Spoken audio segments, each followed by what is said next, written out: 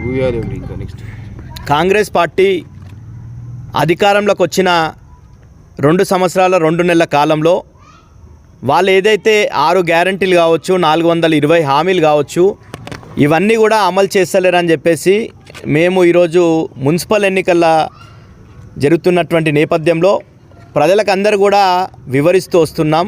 వాళ్ళు ఏ రకంగా మోసం చేసిర్రు, మహిళలకు కావచ్చు, రైతులకు కావచ్చు, వృద్ధులకు కావచ్చు, వికలాంగులకు కావచ్చు, అందరికీ తెలంగాణలో ఉన్నటువంటి సభ్య సమాజాన్ని మొత్తం కూడా కాంగ్రెస్ ప్రభుత్వం మోసం చేసిందనే విషయాన్ని ప్రజలు గమనించారు. కాబట్టి ఈరోజు జరగబోతున్నటువంటి మున్సిపల్ ఎన్నికల్లో బీఆర్ఎస్ పార్టీ అభ్యర్థులకు ప్రజల నుండి మంచి స్పందన వస్తుంది. తప్పకుండా మేము బీఆర్ఎస్ పార్టీ అభ్యర్థులను గెలిపిస్తామని చెప్పేసి ప్రజలందరూ కూడా కంకణబద్దులైన ఈ సందర్భంలో వికారాబాద్ మున్సిపాలిటీలో జరుగుతున్నటువంటి పరిణామాలు అందరూ కూడా మీ దృష్టికి తీసుకొని వచ్చేది ఏంటంటే, వికారాబాద్లో మున్సిపల్లో కొంతమంది అన్ని పార్టీల్లో కలిసి సిండికేట్ అయినటువంటి పరిస్థితి ఈరోజు చూస్తున్నటువంటి పరిస్థితులలో మనకు కనిపిస్తుంది. ఈరోజు మా పార్టీ నుండి నామినేషన్ వేసినటువంటి విజయ్ కుమార్ గారి సతీమణి 15వ వార్డులో ఈరోజు ఏకగ్రీవమైంది. ఈరోజు మా పార్టీ తరఫున ఏకగ్రీవం అవుతుంది. అదేవిధంగా మా పార్టీ అభ్యర్థి 1వ వార్డులోకి సంబంధించినటువంటి ముర్తుజా గారు విత్డ్రా చేసుకుంటాడు. ఈ 2 విషయాలు కూడా వీటిని సపరేట్గా చూడాల్సినటువంటి అవసరం లేదు, 2 కూడా కలిపి చూడాల్సినటువంటి అవసరం. అంటే ఈరోజు సిండికేట్ రాజకీయాలు అంటే ప్రజల ఓట్ల నిర్ణయంతో కాంగ్రెస్ పార్టీకి దెబ్బ పడుతుందని గమనించినటువంటి వాళ్ళు ఇవన్నీ కూడా కుట్రలు చేస్తూ ఏకగ్రీవం చేయాలనే ప్రయత్నం చాలా తీవ్రంగా చేసిరు. ఎందుకు ప్రజలు నిర్ణయించుకుంటే ఏకగ్రీవాలు అయితే తప్ప వీళ్ళు పార్టీలో ఉన్నటువంటి కొంతమంది సిండికేట్ నాయకులంతా కూడా వాళ్ళు నిర్ణయించుకొని ఈరోజు ఏకగ్రీవాలు చేసుకున్నారనేది స్పష్టంగా తెలుస్తున్నది. ఈరోజు ప్రజలకు ఓట్లేసే అవకాశాన్ని ఈ ఏకగ్రీవాల వల్ల ప్రజలు కోల్పోయినటువంటి పరిస్థితి చూస్తున్నాం. ఈరోజు 15వ వార్డుకి సంబంధించి మా పార్టీకి సంబంధించినటువంటి అభ్యర్థి ఏకగ్రీవం అవుతుంది. 1 నిమిషంలో పార్టీ మారి కాంగ్రెస్ కండువా వేసుకుంటుంది. అంటే దీని వెనుక ఉన్నటువంటి మతలబ్ ఏందని మనం అందరూ గమనించాలి. వికారాబాద్ సమాజం అంతా కూడా గమనించాల్సినటువంటి అవసరం ఉంది. ఈ సిండికేట్ రాజకీయాలను మనం వీళ్ళకు బుద్ధి చెప్పాల్సినటువంటి అవసరం ఉంది అని చెప్పేసి తెలియజేస్తూ, ముఖ్యంగా బీఆర్ఎస్ పార్టీకి సంబంధించి మేము ఎక్కడ కూడా చైర్మన్ అభ్యర్థిని ఎక్కడ ప్రకటించలేదు. మేము మొదటి నుండి కూడా చెప్తున్నాం. ఎందుకంటే చాలా ఎస్సీ మహిళా రిజర్వేషన్ ఉంది కాబట్టి చాలామంది ఆస్పిరెంట్స్ ఉన్నారు. వాళ్ళందరిలో మొత్తం కూడా ప్రజలు గెలిపించిన తర్వాత ఎవరెవరి అర్హత బట్టి ఆ రోజు పార్టీ అధినాయకత్వం, అదేవిధంగా మా జిల్లా అధ్యక్షుడు మెతుకు ఆనంద్ గారు కావచ్చు, మా జిల్లాకు పెద్ద దిక్కుగా ఉన్నటువంటి మాజీ మంత్రి వాళ్ళు సబితా ఇంద్రారెడ్డి గారు కావచ్చు, పార్టీ నాయకత్వం అంతా కూడా రాష్ట్ర నాయకత్వానికి తెలియజేసి తర్వాతనే క్యాండిడేట్ని డిక్లేర్ చేసేది ఉంటుంది. ఈరోజు ఈ ప్రతిపక్షంలో ఉన్నప్పుడు ఈ విషయాలు అంతా కూడా ఈరోజు క్యాండిడేట్ని డిక్లేర్ చేయాలని చెప్పేసి అదే విజయ్ కుమార్ గారు చాలా ప్రెజర్ వేసిండు. ఈరోజు ఉన్నటువంటి పరిస్థితి చూస్తే ఏ రకంగా ఉందో మనం అర్థమవుతుంది మనకు. కాబట్టే క్యాండిడేట్ని డిక్లేర్ చేయలేదు. తప్పకుండా బీఆర్ఎస్ పార్టీకి ఈరోజు మేము 22వ వార్డులో తిరుగుతున్నాం. 22వ వార్డు ఆలంపల్లి కిరణ్ పటేల్ గారి అభ్యర్థిత్వాన్ని బలపరుస్తూ బీఆర్ఎస్ పార్టీ కార్యకర్తలు నాయకులంతా కూడా ప్రచారం చేస్తుంటే ప్రజల నుండి విశేషమైనటువంటి స్పందన వస్తున్నది. గతంలో కేసీఆర్ గారి హయాంలో ఏ విధంగా నీళ్ళు వచ్చినాయి, కేసీఆర్ గారి హయాంలో విద్యుత్ ఏ విధంగా ఉంది, రైతు బంధు ఏ రకంగా వచ్చింది, పెన్షన్లు ఏ రకంగా వచ్చినాయి, ఇవన్నీ కూడా ప్రజలకు విడమర్చి చెప్తుంటే ప్రజల నుండి విశేష స్పందన వస్తుంది. అదేవిధంగా కిరణ్ పటేల్ గారు ఈ వార్డులో అనునిత్యం ఈ ప్రాంతంలో నివాసిగా ఉండి అనునిత్యం ప్రజలు చిన్న పిల్లల నుండి పెద్దలు ఎవరు ఫోన్ చేసినా కానీ స్పందించి అందరికీ అందుబాటులో ఉండి సేవలు చేసింది. కాబట్టి 5 సంవత్సరాలు ప్రజలు ఎవరైతే అవతల పార్టీ నుండి వస్తున్నటువంటి క్యాండిడేట్ గతంలో 5 సంవత్సరాలు ఆయన 2014 నుండి 2019 వరకు ఈ వార్డులో ఆయన కౌన్సిలర్గా ఉండే ఒక్కరోజు కూడా ఈ వార్డుకి ముఖం చూపించినటువంటి చరిత్ర ఆయనది కాదు. 11 సంవత్సరాల తర్వాత ఈరోజు మళ్ళా ఓట్లు అడుకోనికే ఈరోజు వస్తున్నాడు. అనేక ప్రలోభాలు పెట్టేటటువంటి ప్రయత్నం చేస్తుండు. ఏం ప్యాకేజ్ కావాలని అడిగే పరిస్థితి ఆయనకు ఉందంటే ఈరోజు ప్రజలందరూ కూడా ఏ రకంగా ఉన్నారు అనేది గమనించాలి. ఈరోజు గతంలో ఆయన ఎన్నిసార్లు పార్టీలు మారిండు, ఏ రకంగా ఉన్నాడు, ప్రజలకు కన్ఫ్యూజన్ ఉంది. ఆయన మొన్నటి వరకు బీఆర్ఎస్ పార్టీలో ఉండు కదా, ఇప్పుడు కాంగ్రెస్ పార్టీలకు ఎట్లా పోయిండని అడుగుతారు ప్రజలు.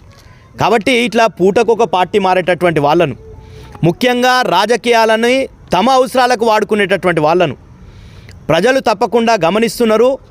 ప్రజల కోసం సేవకులుగా ఉండే దానికోసం కౌన్సిలర్ కావాలి తప్ప వాళ్ళు కౌన్సిలర్లు అయి వాళ్లకు మాత్రమే ప్రయోజనాలు చేకూరే విధంగా ఉండడం, మున్సిపాల్లో సంబంధించిన కాంట్రాక్టర్ల కోసం రాజకీయంగా ఆయన చేసేటటువంటి పనుల కోసం వాడుకోవడం కోసం ఈ కౌన్సిలర్ని వినియోగించుకోవాలనే ప్రయత్నం ఏదైతే చేస్తుర్రో ప్రజలు తప్పకుండా బుద్ధి చెప్తారు. ఇక్కడ నివాసం ఉండి ఇక్కడ ప్రజల సమస్యలు, ముఖ్యంగా మా దగ్గర ఉండేటటువంటి సకల జనులు, అన్ని కులాలకు సంబంధించినటువంటి ప్రజలు ఉన్నారు. ఈరోజు ఆ కులాలకు సంబంధించిన ప్రజలందరికీ కూడా మేము చేసినటువంటి సేవలు వాళ్ళే చెప్తుర్రు. ఈరోజు కిరణ్ పటేల్ గారు చేసిన సేవలు ఏందనేది ప్రజలంతా కూడా విడమర్చి, మాకు షాదీ ముబారక్ ఇప్పించినావు, మాకు సీఎం రిలీఫ్ ఫండ్ ఇప్పించినావు, మా ఇంట్లో పెన్షన్లు ఇప్పించినావు, ఈ దాదాపు 44 మందికి ఈ వార్డులో పెన్షన్లు ఇప్పించడం జరిగింది. ఈ వార్డులో అన్నీ మీరు చూస్తే మొత్తం కూడా రోడ్లన్నీ కూడా వేపించడం జరిగింది. ఇవన్నీ కూడా జరిగినాయంటే కిరణ్ పటేల్ గారు ప్రజల కోసం పని చేసింది కాబట్టి జరిగినాయి. కొన్ని పనులు ఏవైతే పెండింగ్లో ఉన్నాయో అవి కాంట్రాక్టర్లు మోసపూరితంగా కుట్ర పన్ని కోవట్ రాజకీయాలు చేస్తూ కొంతమంది దుష్టులు ఆ పనులను చేయకుండా అడ్డుకున్నారు. తప్పకుండా ప్రతిపక్షంగా ఈరోజు 2 సంవత్సరాలు 2 నెలలు అయిపోయింది. ఇదే కాంగ్రెస్ ప్రభుత్వం సగం కాలం అయిపోయింది. ప్రజలందరూ కూడా ఈరోజు గమనిస్తున్నారు. కేసీఆర్ని కావాలి, కేసీఆరే రావాలి, మళ్ళా 2 సంవత్సరాల్లో తిరిగి కేసీఆర్ వచ్చేటటువంటి పరిస్థితి ఉంది. కాబట్టి ఈ కౌన్సిలర్ల పీరియడ్ కూడా కొద్ది కాలం మాత్రమే కాంగ్రెస్ ప్రభుత్వం ఉంటుంది. మిగతా సగం కన్నా ఎక్కువ కాలం మొత్తం కూడా మళ్ళీ వచ్చేటటువంటి కేసీఆర్ గారి పాలనలో ఉంటుంది. కాబట్టి వికారాబాద్ ప్రజలు కావచ్చు, ఆలంపల్లి ప్రజలు కావచ్చు, అందరు కూడా బీఆర్ఎస్ అభ్యర్థులు మీకు సేవ చేసినటువంటి వాళ్ళను, ఈడ నివాసం ఉంటున్నటువంటి వాళ్ళను, ఎప్పుడు పిలిస్తే పలికేటటువంటి వాళ్ళను ఎన్నుకోండి తప్ప ఓట్ల కోసం ఈరోజు మీ ఇంటి ముందరికి వచ్చేటటువంటి వాళ్ళను, ఓట్లు వస్తేనే మీ దగ్గరకు వచ్చేటటువంటి వాళ్ళను, ఓట్లను నోట్లతో కొనుక్కోనాలనే ప్రయత్నం చేస్తున్నటువంటి వాళ్ళను తప్పకుండా బుద్ధి చెప్పాల్సినటువంటి అవసరం ఉంది. ఎందుకంటే సమాజం అంతా కూడా ఈరోజు చైతన్యవంతమైంది. గతంలో ఎప్పుడో ఎడ్డి కాలంలో గుడ్డి కాలంలో పైసలు వంచినాం, మేము ఎట్లాంటి అట్లా తాపినాం, మేము గెలిచినాం అనే భావనలో ఉన్నారు.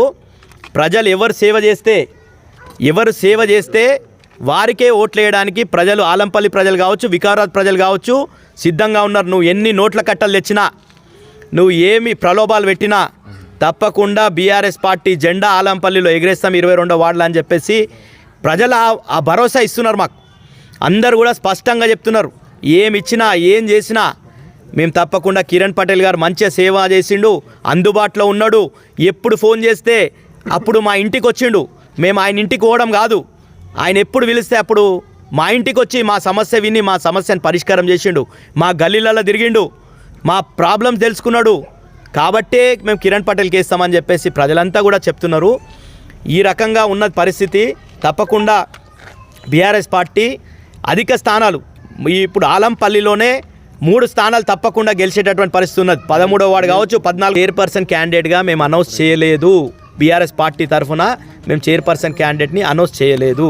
అది స్పష్టంగా చెప్తున్నాం. ఎందుకంటే మేము ఎప్పుడు కూడా డిసైడ్ చేయలేదు. పార్టీలో చాలామంది ఆస్పిరెంట్స్ ఉన్నారు.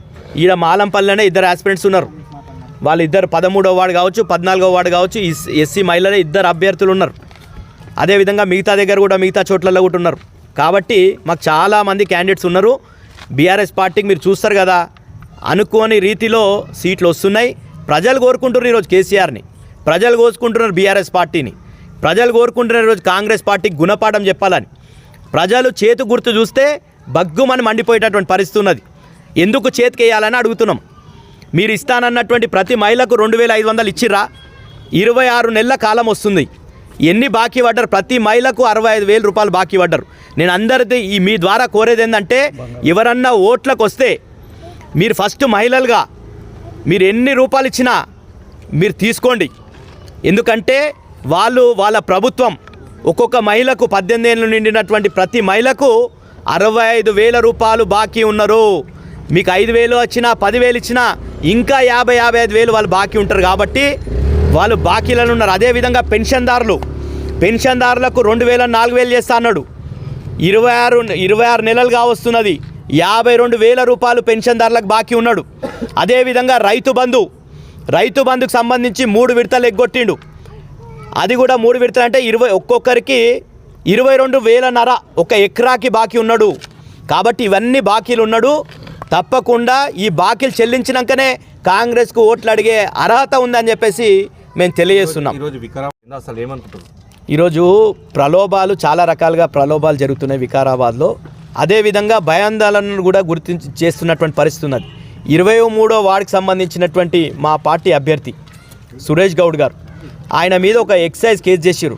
గత నెలలో ఎక్సైజ్ కేసు చేసి నువ్వు మా పార్టీలకు రాకపోతే, నువ్వు నీ నామినేషన్ విత్డ్రా చేసుకోకపోతే నిన్ను జైలుకు పంపుతాం, నీ కళ్ళు దంద నడవనీయం అని ప్రలోభాలు భయాందోళనకు గురి చేసినటువంటి పరిస్థితి మనం వికారాబాద్లో చూస్తున్నాం. అదే సంబంధించి ఎంఐఎంకి సంబంధించినటువంటి అక్కడ కూడా ఎంఐఎంకి సంబంధించినటువంటి ఎవరైతే నామినేషన్ వేసిండో వాళ్ళకు కూడా ప్రలోభాలు పెట్టడం కావచ్చు, భయాందోళనకరమైనటువంటి బెదిరింపులకు పడిపడినటువంటి పరిస్థితి కూడా గమనిస్తున్నాం. అందరు చెప్తున్నారు. ఈరోజు ఎంఐఎం క్యాండిడేట్ కూడా స్విచ్ ఆఫ్ చేసి పెట్టుకున్నటువంటి పరిస్థితి ఉంది ఆ వార్డులో, 23వ వార్డులో. ఇట్లాంటి పరిస్థితి ఎందుకు వచ్చింది? ఈరోజు ఆలంపల్లి కావచ్చు, వికారాబాద్ మున్సిపాలిటీలో కావచ్చు, ఎందుకు వచ్చింది? ఈరోజు నేను దయచేసి స్పీకర్ గారిని కోరుతున్నా, మీ పత్రికా ముఖంగా, మీడియా ముఖంగా, స్పీకర్ గారు మీ గతం నుండి కూడా గతంలో మంత్రిగా చేసిర్రు, ఇప్పుడు స్పీకర్గా ఉన్నారు, అత్యున్నతమైనటువంటి పదవిలో, ఈరోజు అత్యున్నతమైనటువంటి గౌరవప్రదమైనటువంటి పదవిలో ఉన్నారు. మీరు ఈరోజు మీ పక్కకున్నటువంటి నాయకులు గతంలో మీరు ఏ విధంగా తిట్టినరో మీరు ఆలోచించుకోండి. ఈరోజు మీ పక్కకున్నటువంటి నాయకులు, పార్టీలు మారేటటువంటి నాయకులు, నిజంగా మీకోసం పనిచేసినటువంటి నాయకులు మీ పక్కకున్నారా? మీ పార్టీలో కొనసాగుతున్నారా? ఈరోజు గమనించాల్సింది ఏంటంటే, ప్రజాస్వామ్యబద్ధకంగా మీరు ఒక రాజ్యాంగబద్ధమైనటువంటి పదవిలో ఉన్నారు. మీరు దయచేసి మిమ్మల్ని విజ్ఞప్తి చేస్తున్నాం, వికారాబాద్లో ఈరోజు మీ కూతురే చైర్పర్సన్ క్యాండిడేట్గా ఉంది కాబట్టి మీ మీద ఎక్కువ బాధ్యత ఉంటుంది.